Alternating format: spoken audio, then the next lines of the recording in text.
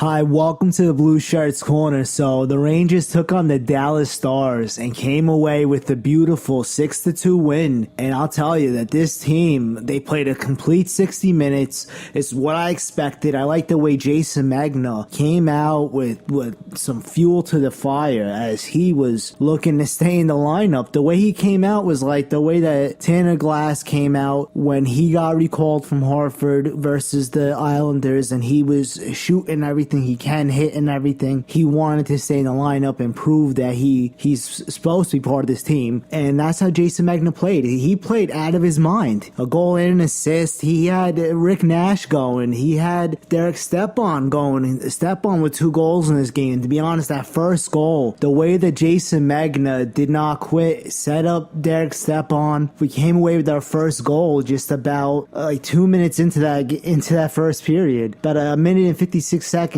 And I'll be honest, I was waiting for Derek Stepan to get a goal after coming off of this injury. He's been back for a few games now, and he hasn't scored a goal. And now it looks like Derek Stepan's back to being Derek Stepan. The fact that he managed to come away with the first shorthanded goal on the season for this team, I'm surprised that that's the first shorthanded goal we had all season. I mean, this team really, we got to start to get things going and going quick. I mean, this is a start, but the big test is coming up Saturday versus the Washington Capitals, and I'm just really hoping that we continue to play the way we played. I mean, this was a complete 60 minutes. The defense was actually not leaving Henrik Lundqvist out to dry, and there was some good things to take away from this game. I mean, like the fact that the Dallas Stars, they came back to score to tie this up, as John Klingberg, he just he came down, and I guess Henrik Lundqvist just didn't get he tricked Henrik Lundqvist. But the point is that the way that Keith Yandel comes back and scores seconds after that to give us the 2-1 lead, and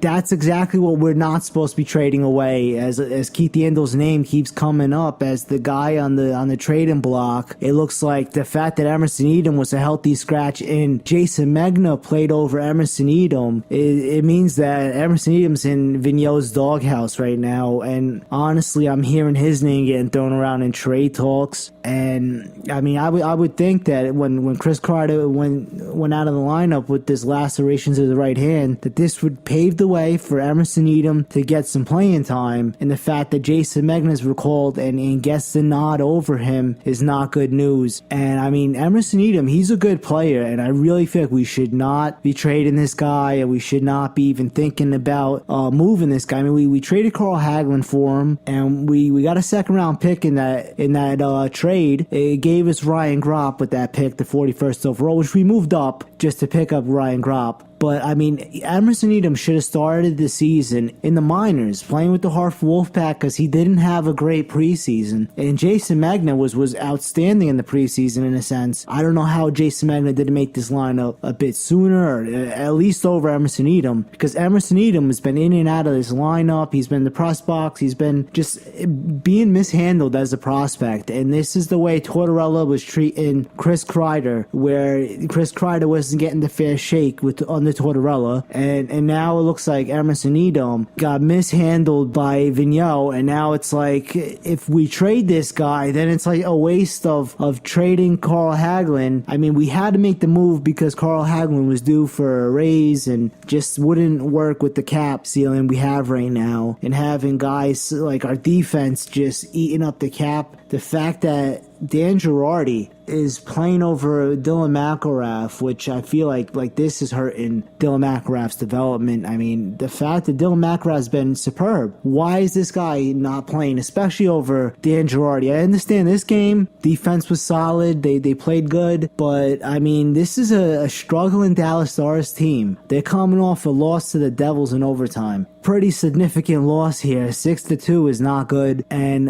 there was a lot of good things to take out. I mean, the forwards were hitting on all cylinders. The fact that Jason Magna had a goal and assist in this game. The fact that Rick Nash had 3 assists in this game. Stepan with the goal, another shorthanded goal. Derek Brassard, I like that goal by Derek Brassard. And people say it was a lucky goal. I say that Derek Brassard, but he was trying to set up Zook. I mean, deflected off of a couple of guys in front there, off the Dallas Stars players. They put it on their own net. But the point is, the pass or the shot that he took there, it went where it's supposed to go. It wasn't a lucky play there. I mean, he was looking for that puck to go across the crease. I felt like Zuccarello would have buried that if not for the fact that he deflected off a couple of Dallas Stars. And so there's good things to take out of this. I mean, Kevin Hayes back in the lineup is good news. I felt like being scratched for 2 games, and the fact that Vigneault scratched him versus the Florida Panthers, it went to show us, because Emerson Edom had a bomb of a game, and now it looks like they're looking to trade Emerson Edom. I mean, it's a new system for the kid, and he needs to get playing time. They need to be patient with him. There's going to be growing pains when you have these young players playing in a new system. It's only his first year, and he's in and out of the lineup. I mean, he hasn't had a fair shake. I felt like if he would have just went to the minors, he would have had that playing time on the top line there and really got to develop. I mean, McElrath, I felt like he should have been on this team last season, as they signed Dan Boyle, and then Dan Boyle's got the broken hand, and it set Dan Boyle back a little bit. I felt like Dylan McElrath was going to get the recall and play, and he never got the chance. And the fact that now he's playing solid after he put up a great season in Hartford last season, playing with Matt Bodie, which I think Matt Bodie should be called up, because those 2 guys, I feel like as a third pairing would be awesome. The fact that Keith Yandel and Kevin Klein is the third pairing right now is just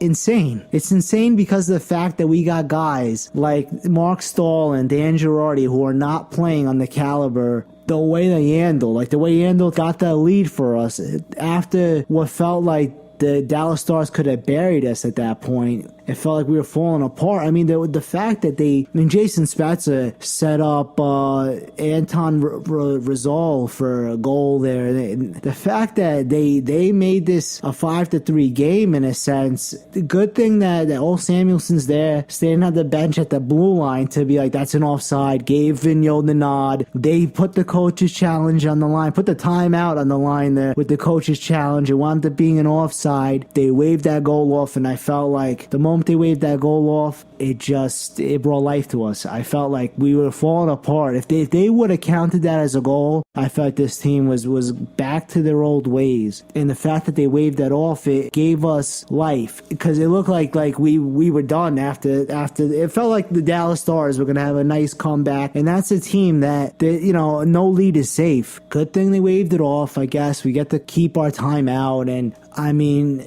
I'm just really hoping that we don't make any mistakes versus a team like the Washington Capitals, because they're a team that if they lose to us, they'll still be the top team in the entire league. I mean, they have so many points in hand. We need to bury them, and bury them quick in that game. I mean, I feel like we need to come out with the same kind of jump as we did in this game. Like the way that Jason Magna came out the gate swinging, I feel like, let's keep him in the lineup. I mean, I'm a little worried, like what's going to happen when Chris Kreider is back in the lineup. Is Jason Magna going to be in the press box? I don't know. If they even touch Kevin Hayes, I mean, I feel like Kevin Hayes needs to. We need a guy like Kevin Hayes, like doing what he's got to do. And he's a big kid there. He's like 6'5", and if he's out of the lineup, it's not good. I mean, the fact that he was a healthy scratch for a second game. I mean, I understand the first game, to prove something, he needs to just take a step back for a second. But being scratched the second game, it cost us, and it cost us big. He should have been at least on the 4th line for that second game. Okay, well now, we're coming off a big win. Let's not get down on the mistakes that we've made in the past, even though, I mean, the defense has been better the last 3 or 4 games. But, I mean, this last month has just been a disaster in a sense defensively. I mean, Henrik Lundqvist went from being the best goaltender in the entire league to just